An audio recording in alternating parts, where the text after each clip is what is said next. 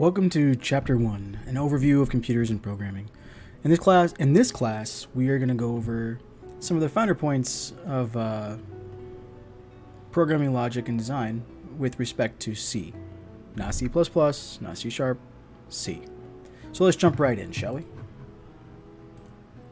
So let's talk about some of the things that we want to do before we actually begin our trek into creating code. One of the things that we want to do is we want to try to conceptualize what we're going to develop. And the way we do that is either A, through pseudocode, which basically means a human way of understanding how something works, and a flowchart. I spoke about this in the Zoom session. So what pseudocode really is it's a summation of what needs to occur in your code. A flowchart is a representation of what it takes to logically get through something. So for instance, if I wanted to use my phone, right? What's the first thing I need to do? I need to pick it up.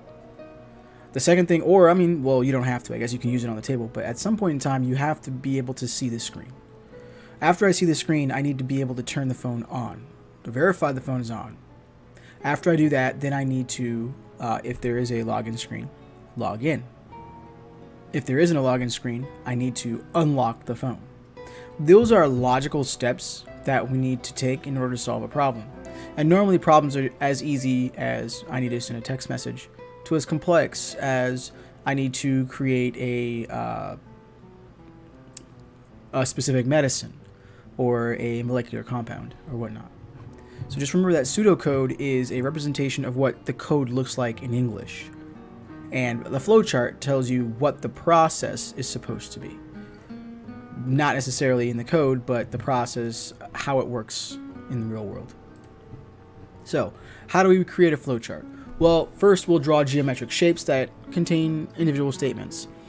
An input symbol normally is a parallelogram. And what that does is it indicates where the flowchart begins. You also have processing symbols and whatnot, and you have if statements or decision statements. The processing symbols are represented by rectangles, and they contain statements that would be algorithmic or arithmetic based, 1 plus 1 equals 2 and things like that. An output symbol looks just like an input symbol, and it kind of shows you where we're going to output the statements that we create in our code. Flow lines and terminal symbols are also places where we can see where things stop and start, and the arrows which connect the steps within our flowchart.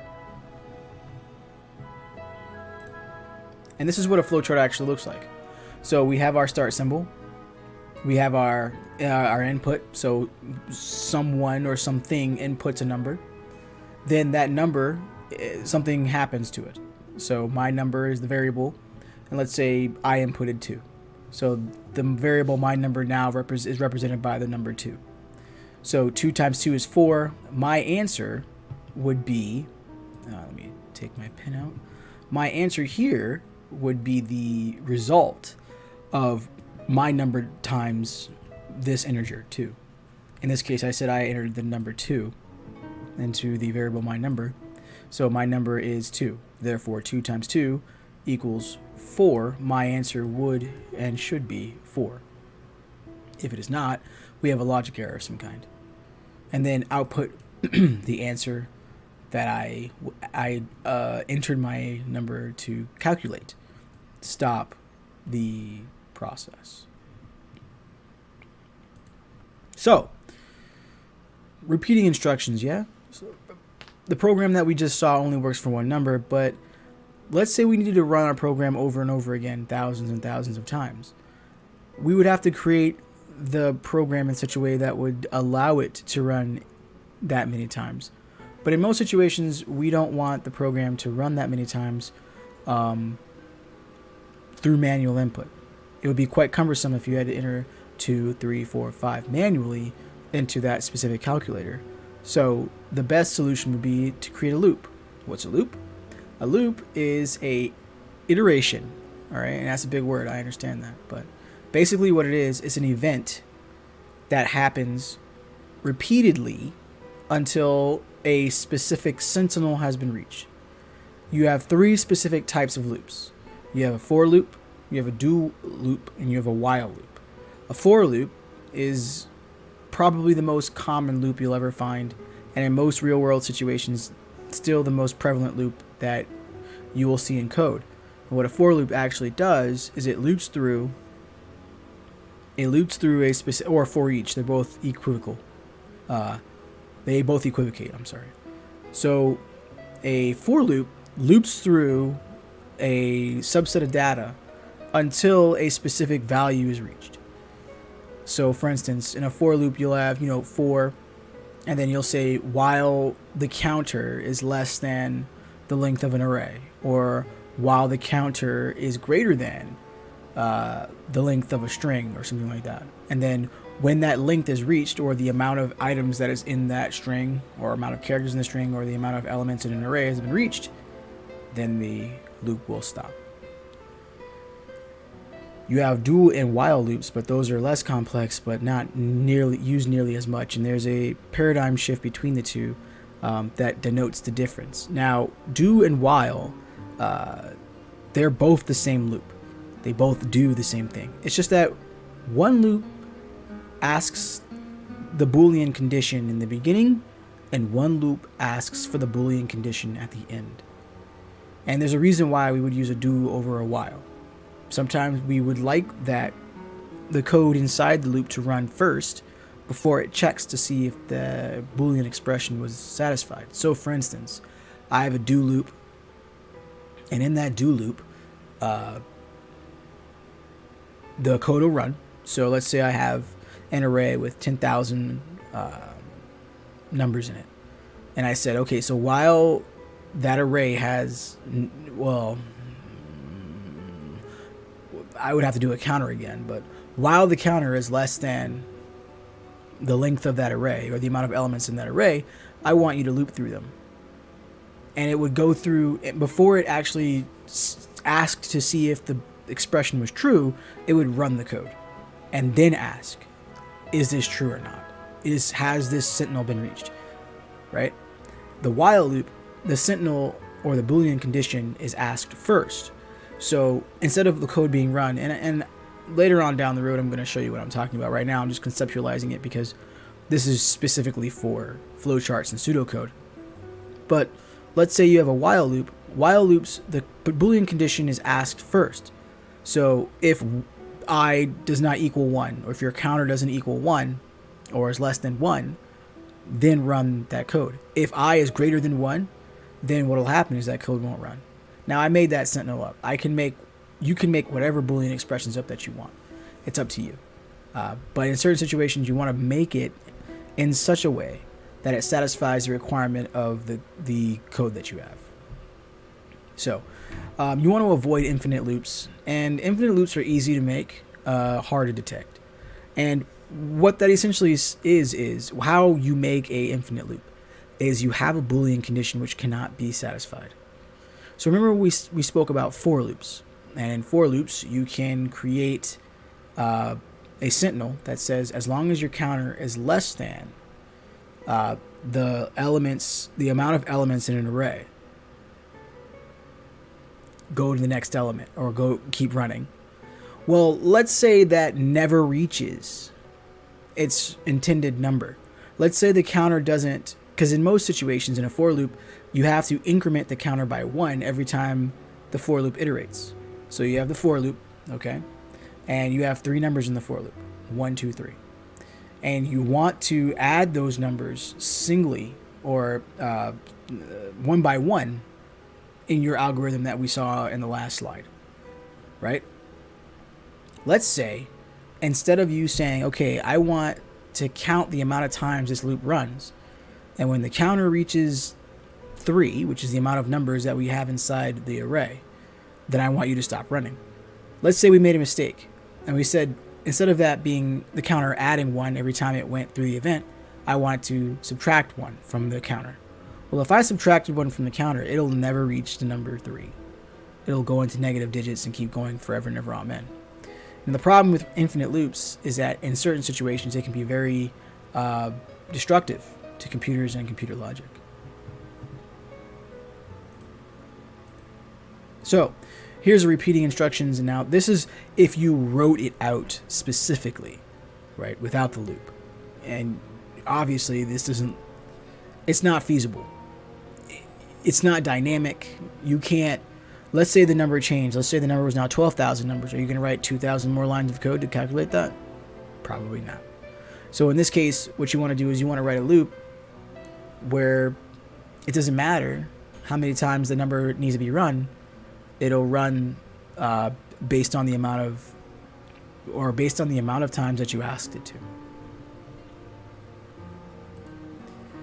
So in this case, this is the pseudocode or the flowchart, I apologize, for a loop.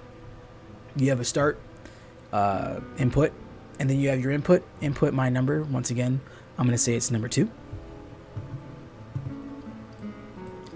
And then I'm going to say, okay, now I want, my number is number 2. So 2 times 2 equals 4. So my answer is now 4. I want you to output my answer. The problem with this loop is that it never ends. Notice there's no end loop here. There's no sentinel to say this should end when this occurs. So this loop will happen forever. Now, of course, you can Alt F4, you can go into Task Manager and destroy it, or however you do it on a Mac. You can restart your computer. That'll normally stop this infinite feedback loop or infinite loop, but they're not the greatest. I actually did an example of an infinite loop in my JavaScript class, and it blew my computer up. Kind of. Chrome didn't like it. So, don't do. Now let's see why. So we have the start. We input the number. Once again, I'm going to say it's the number 2. I don't know why I used 2. It's not the easiest to draw in PowerPoint with this laser pointer. But if my number is equal to 0, now, if it is equal to 0, stop.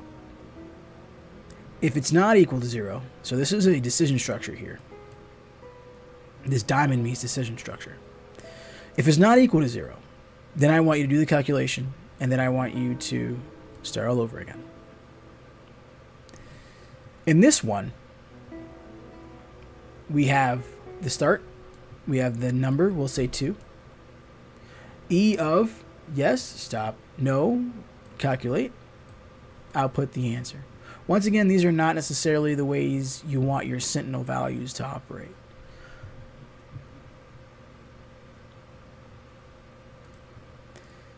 Remember that pseudocode and flowcharts are eerily similar.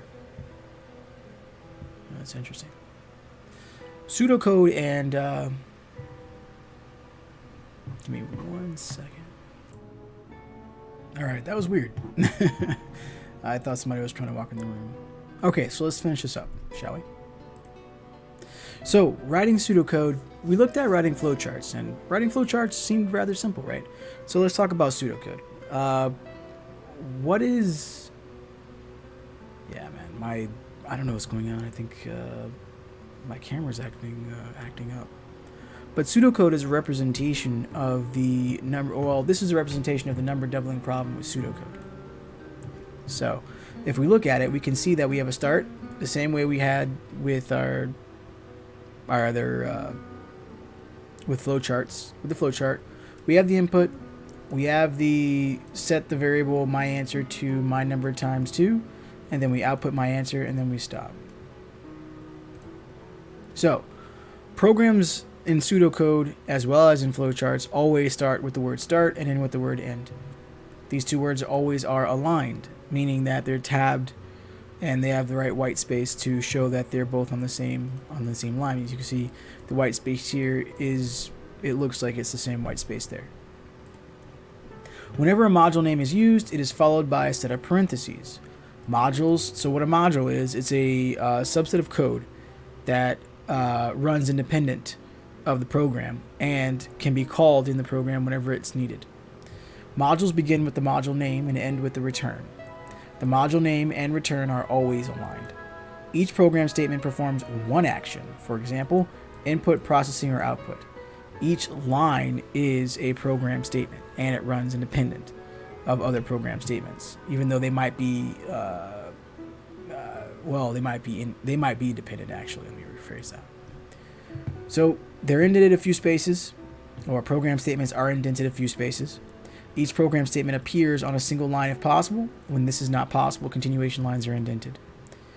Program statements begin with lowercase letters. No punctuation is used to end statements. So, let's create a flowchart. You draw the geometric shapes that contain the individual statements, and we connect shapes with arrows, as you saw a couple of slides beforehand.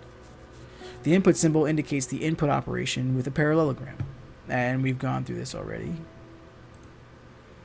The output symbol has output symbol, flow lines, and terminal symbols. We've also spoke about that. We went over the drawing flowcharts. As you can see, the start chart, the input my number, the my answer, which equals my number times 2. My number being whatever number you want it to be. So let's say it's 3. Then it's 3 times 2. My answer will be 6. And then output the number 6. And then stop. Here's a pseudocode as well to show you the side-by-side comparison of what they both look like. We go over loops, why they're important, why this is a very cumbersome way to write code, and why we use loops, because let's say there's only 9,999 numbers instead of 10,000. A loop will be able to ascertain that better than writing it out 900 or 9,999 times versus 10,000. So this creates an infinite number doubling program, or an infinite loop, because it never ends. There's no sentinel here to say, okay, it ends when this occurs, or when this sentinel value has been reached. A sentinel value is just a value that we use to use as a marker to say, when this value is reached, stop. So here's a summary for chapter 1. Very easy, or I'm sorry, chapter 2. Well, 2 and 1 really. Hardware and software accomplish input, processing, and output. Logic must be developed correctly. Logical errors are much more difficult to locate than syntax errors. Now, let's talk about that for a second. What's the difference between a logic error and a syntax error? Well, a logic error is an error, or what's a syntax error? A syntax error is an error that was written into the code by the programmer, meaning that they misspelled or put characters in the wrong spots, and so the code couldn't compile. Compile means that you're finished coding and you want to test it, so you're putting it all together and seeing if the computer can run it. That's what a syntax error is. A logic error, on the other hand, is an error that will not throw a compile error, but the logical outcome of the algorithm is incorrect. So if I gave, let's go back for a second. If I gave the input to my number being 3, but the answer that I got was 7, that's a logic error. Obviously, my number times 2 is 6, because 3 times 2 is 6. If I get the number 7, that's not correct. Now, that's not going to throw an error. The program's not going to throw an error and say, oh, that's not the right thing, because it did exactly what you asked it to do. What we're looking at is a syntax or a logic error here, meaning that the answer we got was incorrect. So we ourselves, those are actually the hardest errors to catch, logic errors, because they're not thrown by the program itself, which is why they're much more difficult to locate. Use flowcharts and pseudocode to plan the logic. Avoid infinite loops by testing for a sentinel value. Use a text editor or an IDE to enter your program statements.